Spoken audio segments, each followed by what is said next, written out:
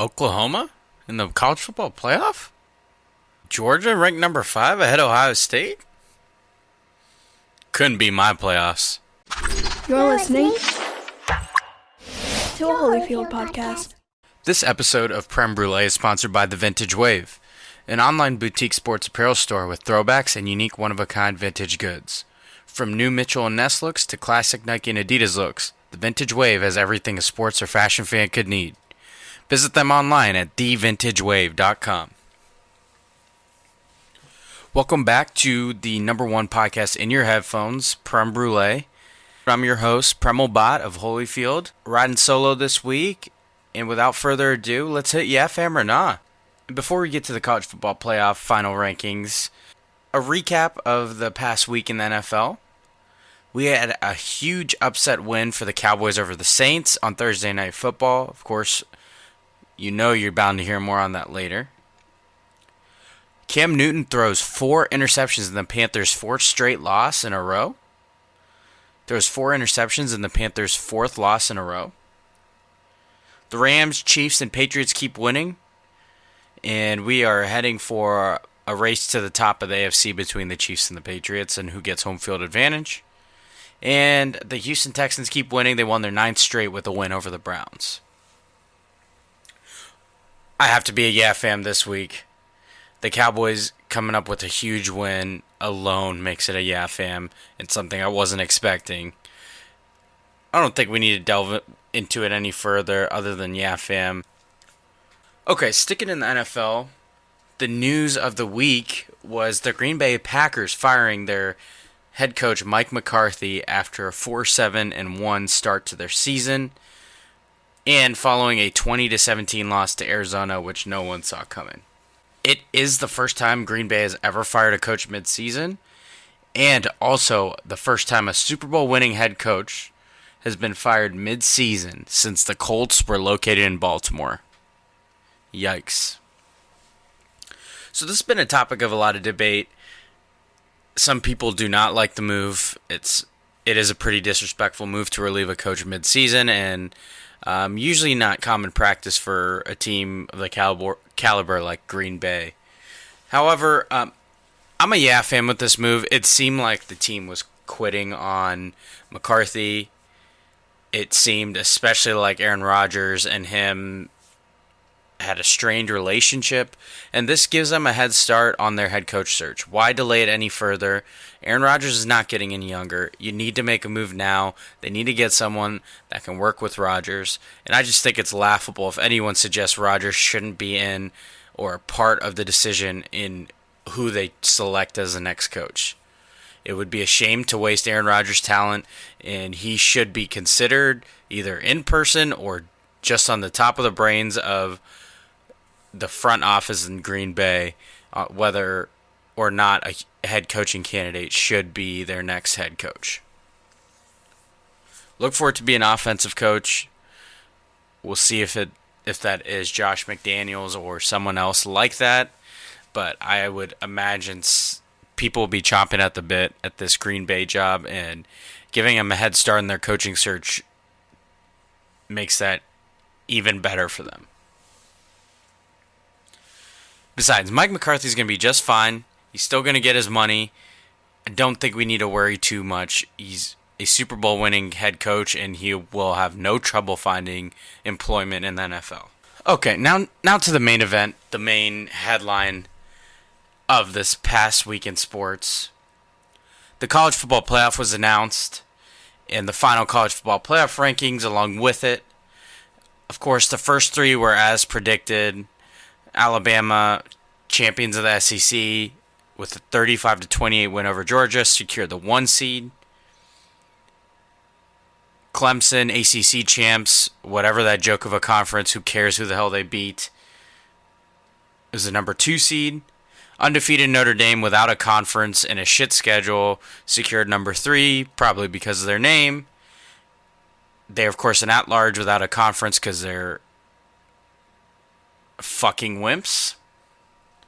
And the dramatic 4th and final spot ended up going to the Oklahoma Sooners, who won the Big 12 with a 39-27 win over Texas. So your matchups are number 1 Alabama versus number 4 Oklahoma in the Orange Bowl. That will be the night game on December the 29th. The early game that day will be number 2 Clemson versus number 3 Notre Dame. That is the Cotton Bowl in Dallas. The thing everybody wanted to know was who would end up being number 5 and number 6. Georgia, with a close loss to Alabama, ended up finishing number 5 ahead of one-loss Ohio State and Big Ten champion over Northwestern this past weekend. You know you're going to hear more on that later. For your information, to make a mental note, the rest of the New Year's Six is as follows. The Rose Bowl is number 6 Ohio State, the Big Ten champs, against the Pac-12 champs, the Washington Huskies, who finished number 9 in the rankings. The Peach Bowl, which I believe is the noon game on the day of the 2 college football semifinals, is number 7 Michigan, a Big Ten at large, facing number 10 Florida, an SEC at large. The Fiesta Bowl will feature number 8 UCF and defending national champions. The top non-Power 5 will face number 11 LSU out in Arizona, who's an SEC at large, the Fighting Joe Burrows. The final of the New Year's Six Bowls is the Sugar Bowl. Number 5 Georgia, the SEC runner-up, will face the Big 12 runner-up, number 15 Texas. I wonder what narrative they'll keep pushing once Georgia kills Texas, which Georgia is quite the favorite. At, I believe it's around 11 points. So, Lottie frickin' da. They're going to whoop some ass, and everybody's going to think they should have gotten into the playoffs, even though they get the easiest matchup out of the New Year's Six bowl games. But I'm not Team Petty, whatever. The headline is the college football playoff rankings. You guessed it. I'm a nah, big time. Yes, part of it is being a bitter Buckeye fan, but more on that later. You'll see I'm not being too irrational, and I think a lot of people agree with me. Most Buckeye fans did not expect to get into the playoffs, but they also did not expect to finish number 6 behind a 2-loss non-conference champion. Folks, it's quite simple. There needs to be an 18 playoff, and I can outline it for you.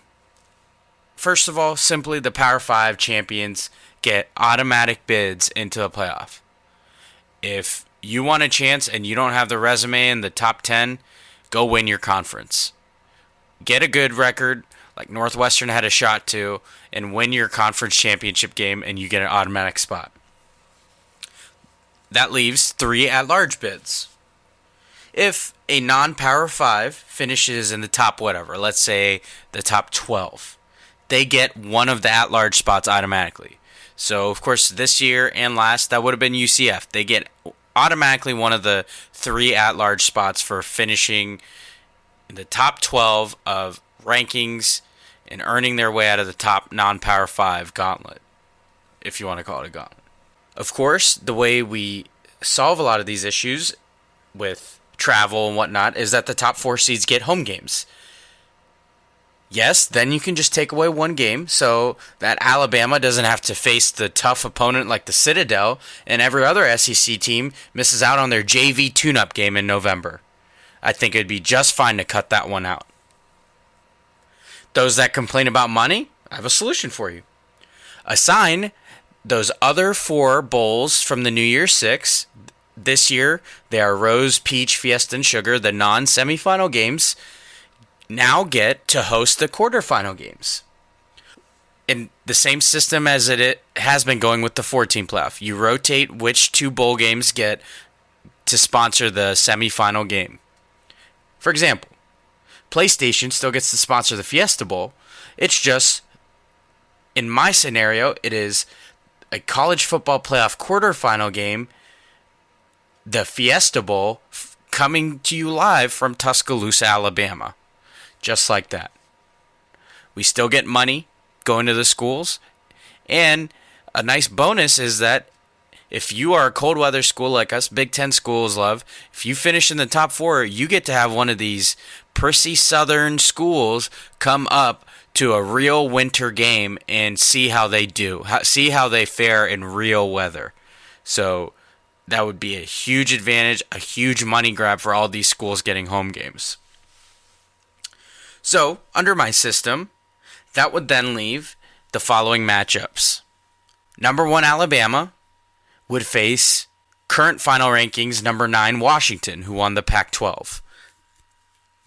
Number 2 Clemson would face the non-Power 5 automatic qualifier UCF in Clemson, South Carolina, of course.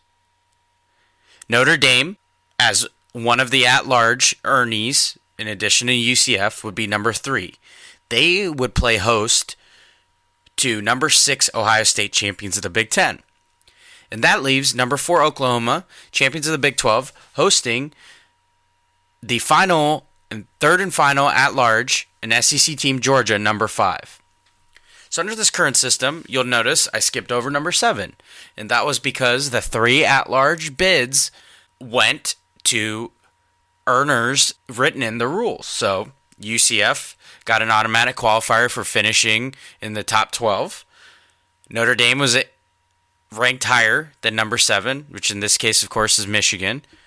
And Georgia also ranked higher than Michigan at number 5. So that leaves out number 7, Michigan.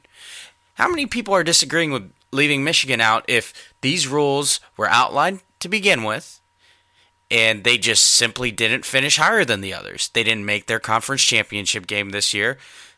People aren't disagreeing too much with that. So under my system, you would have the chance to really prove it.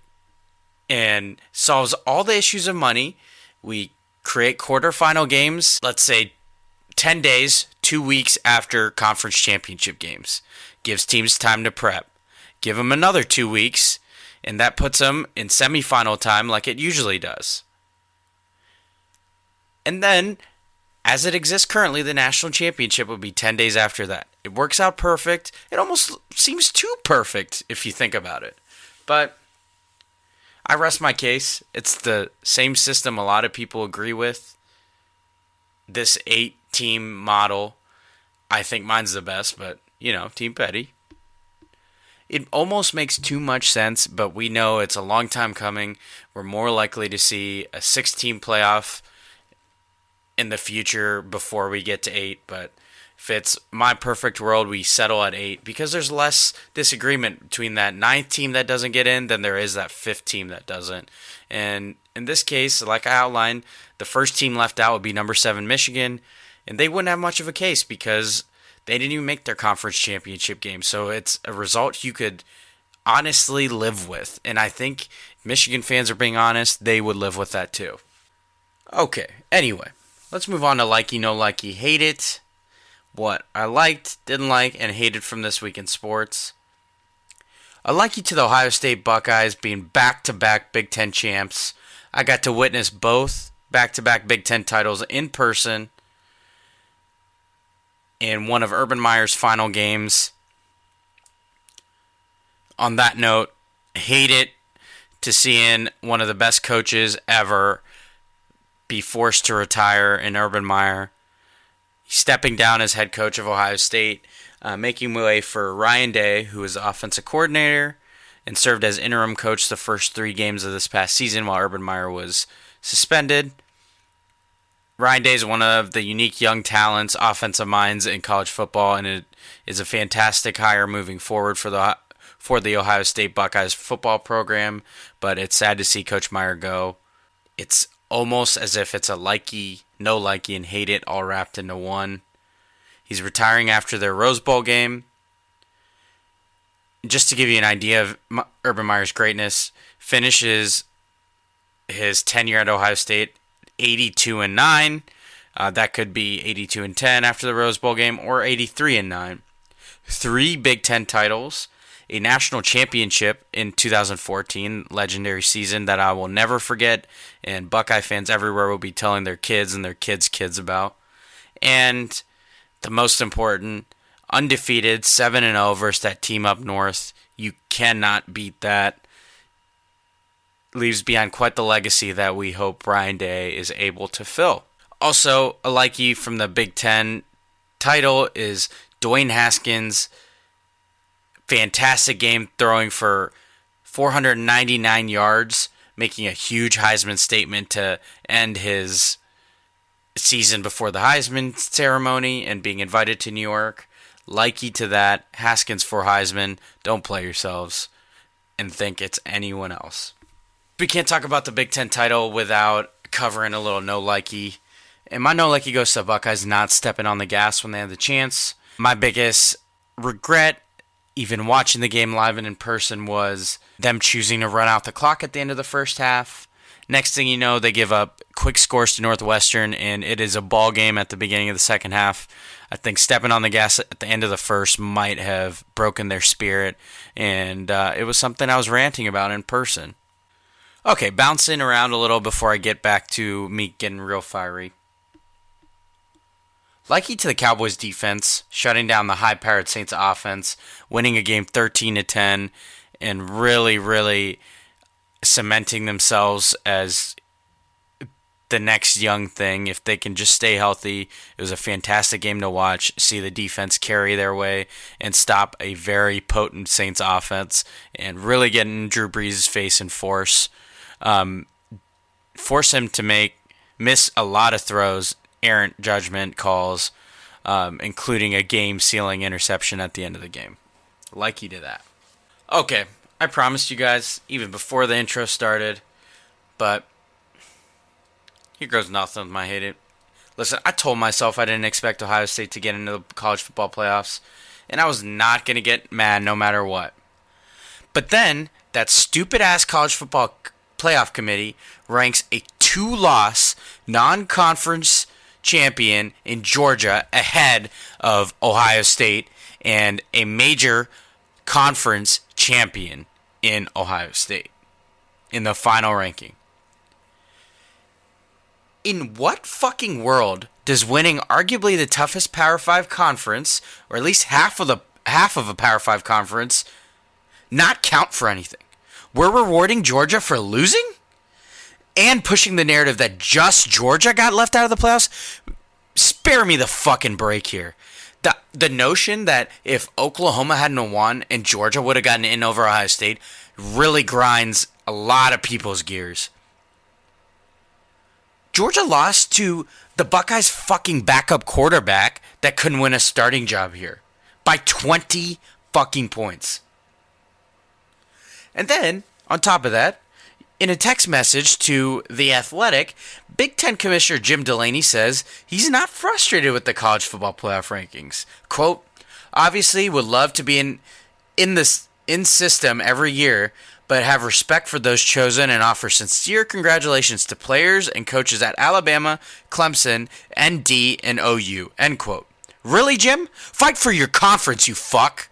Get the fuck out of here with all that sportsmanship bullshit. Your conference's champion just got disrespected by a committee that ranked a 2-loss non-champion ahead of him. Get your tail untucked between your legs and stand up for your conference, Jim.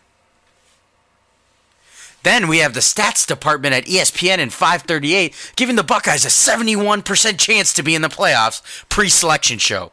Why? So you can get viewers in the number one market across the board? Bottom line, the committee is going to assign whatever narrative they want to justify whatever teams they want each year, and it's a crock of bullshit to suggest any otherwise. Is there anything more pointless than hearing Reese Davis interview the head of the College Football Playoff Committee week to week? All he does is just bullshit us in front of our faces, parading around answering stupid softball questions and then changing the narrative willy-nilly. I need to hear it out of their College Football Playoff dumb mouths that, quote, your losses matter. They keep telling us it's about body of work or wins. It's all bullshit. The fact is, OSU isn't in because of a bad loss to Purdue. We get it. But I need them to say it once and for all, because to act like Oklahoma's body of work was better is just utterly ridiculous. You choose to call it a body of work? I choose to call it playing a conference full of JV defenses. And on that note, I need everyone to remember my toasty take as we approach the Heisman ceremony. Big 12 players should be exempt from Heisman contention if their defense keeps throwing out JV quality. The Heisman Trophy finalists by now, we all are given: Tua Tagovailoa from Alabama, Kyler Murray from Oklahoma, big asterisk on that one as a favorite, and my guy Dwayne Haskins for Heisman. Kyler Murray should be exempt from the Heisman ceremony with the defenses he faces. He's like playing a video game or playing flag football or playing against no one. This Big 12 defenses, if you can even call them that, do not deserve to give any quarterback that kind of clout. So get the fuck out of here with that. Kyler Murray, not my Heisman. Tua Tagovailoa, not my Heisman. Haskins for Heisman. Don't ever play yourself. Okay, we don't always cover this topic. The next one up is Gettin Real, where I address controversial, intense topics in the sports world. It wouldn't be right for me to recap a sports week without covering this. But, of course, Kareem Hunt was placed on the commissioner's exempt list after TMZ released video footage of a Cleveland hotel incident back in February that shows that Hunt assaulted a young woman, shoving her and kicking her. After he reportedly lied to the Chiefs about the incident, Kansas City released him. The NFL has since reopened the investigation. For some reason, their investigation did not feature interviewing Hunt himself. I don't get that logic. I don't get the point of the NFL adding a lot of worthy infrastructure since the Ray Rice incident if they're not going to utilize what they implemented. Bottom line, for Gettin Real, there's just absolutely no excuse for this type of behavior. Sure, talking about football, Hunt has a bright future on the football field. This is about more than that. I'm sure he'll likely get another chance because of his football talent, although he went unclaimed on waivers.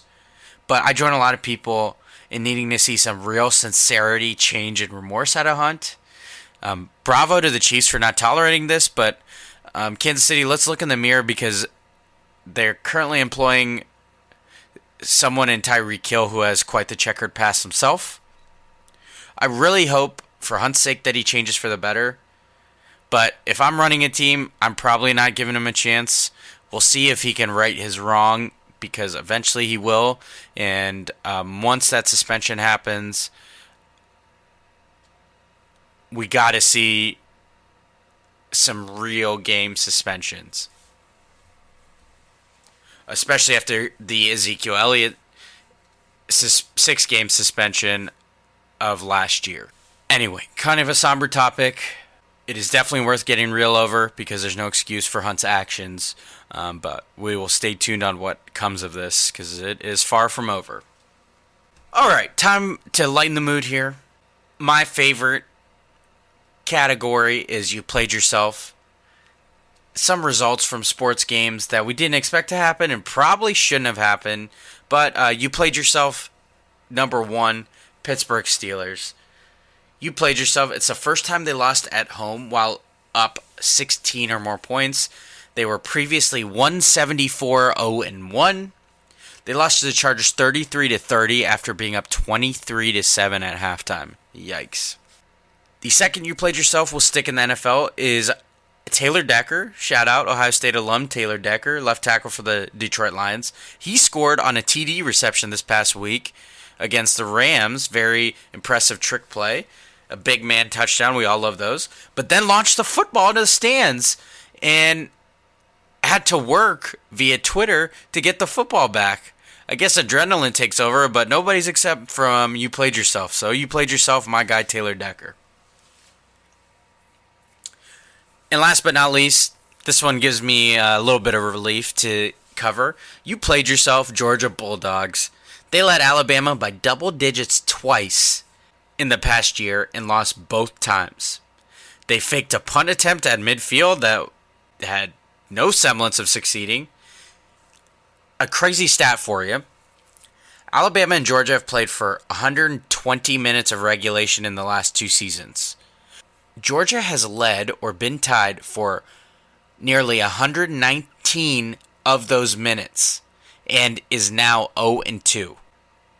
Georgia has only been trailing for a minute and 4 seconds and has managed to lose both games.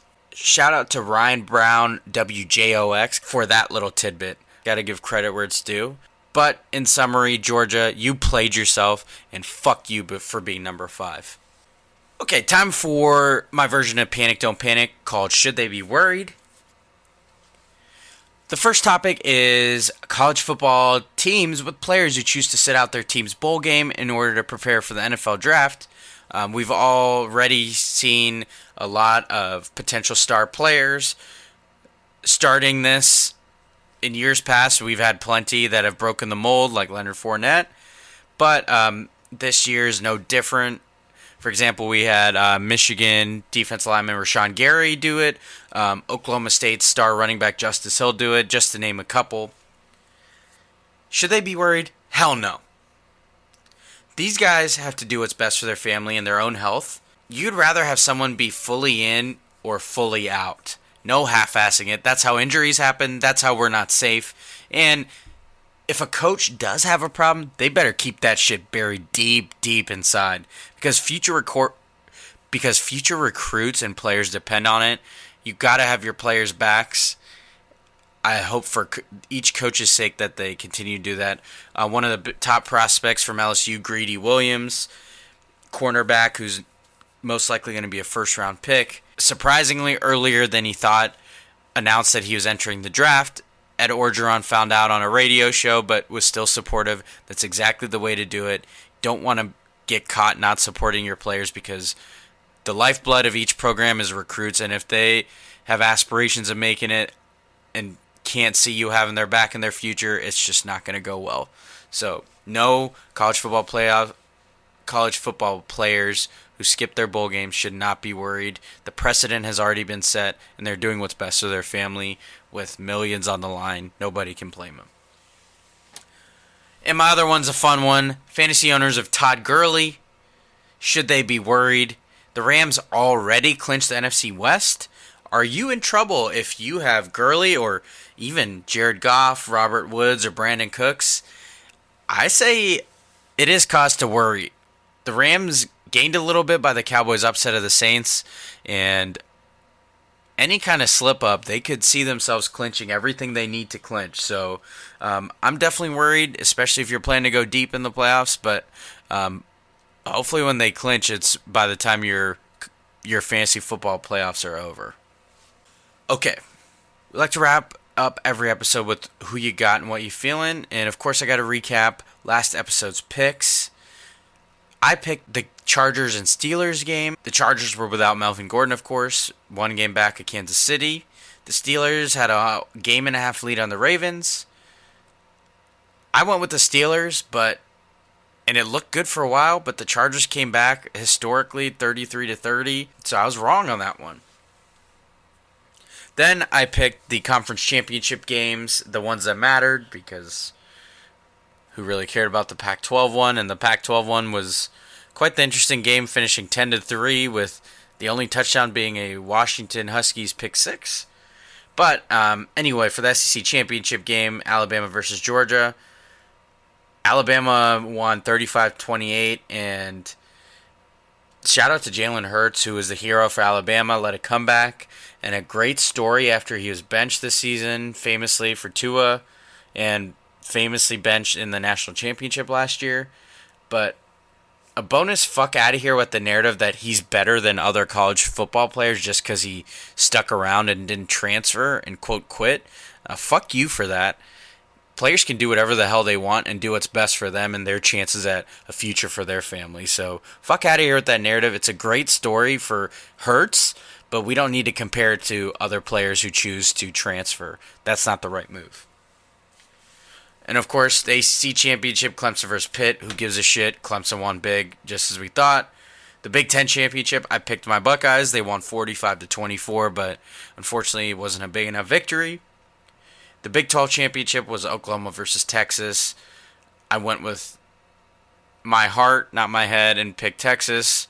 Okay, cool, hook 'em, but they hung around for a little, and Oklahoma was just too much. They won 39-27.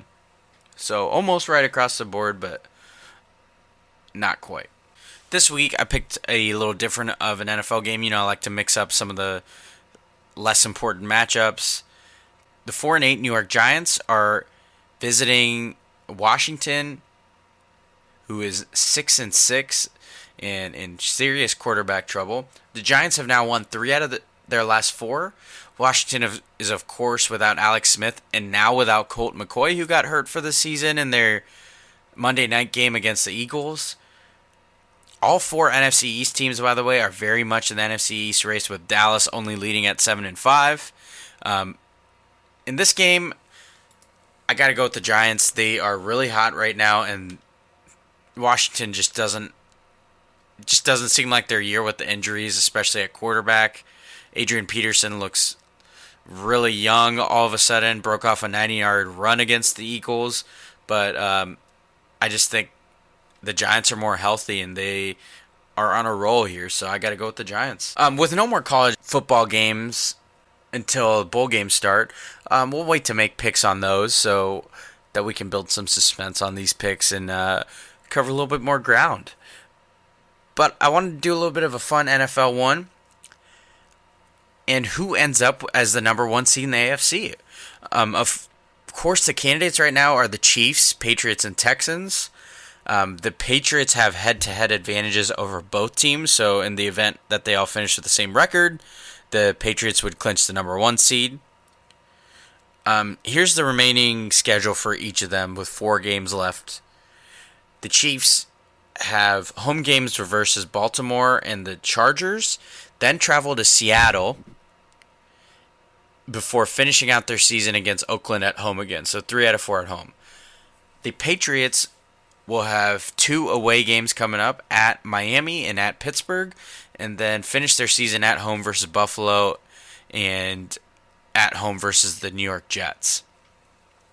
The Houston Texans face the Colts next at home, and then will travel to New York to face the Jets, followed by Philly to face the Eagles, before finishing their season at home versus the Jacksonville Jaguars. If I have to make a pick right now, I'm going with the Patriots. I like the angle that they have, the tiebreaker over both teams. I feel that's going to be big for them, and it just always ends up being this way that it works out for the Patriots, so I'm going to go with it. I think the Patriots end up with the 1 seed, but time will tell. As for what I'm feeling this week, definitely getting to see the Buckeyes win another Big Ten football championship in person with people I love. Such a great time traveling to Indy. It is a great championship city to host this event. It's something I'll always strive to attend as long as my Buckeyes are there. And then seeing one of my favorite concerts ever this past week in Travis Scott's Astroworld tour. Highly recommend it if he's coming to your city. It was just fantastic. The stage setup rivals that of Kanye West Glow in the Dark tour, and I never thought that would happen. So definitely feeling the Buckeyes win another Big Ten championship, being there in person in Indianapolis, and seeing Travis Scott and his Astroworld tour. Okay, too much sense time before we wrap it up here. My advice you didn't think you needed, didn't ask for, but I'm going to give you anyway. This week, just kind of had reflection time. I feel a lot of our problems arise because of our failure to prioritize. That's prioritizing what and who is important to you in any given situation in life itself. It makes the people who matter happier around you in general, because when you do some prioritizing, those are the ones that are at the top of your list. Keep in mind who you're prioritizing and how we're stretching ourselves. I'm guilty of this too.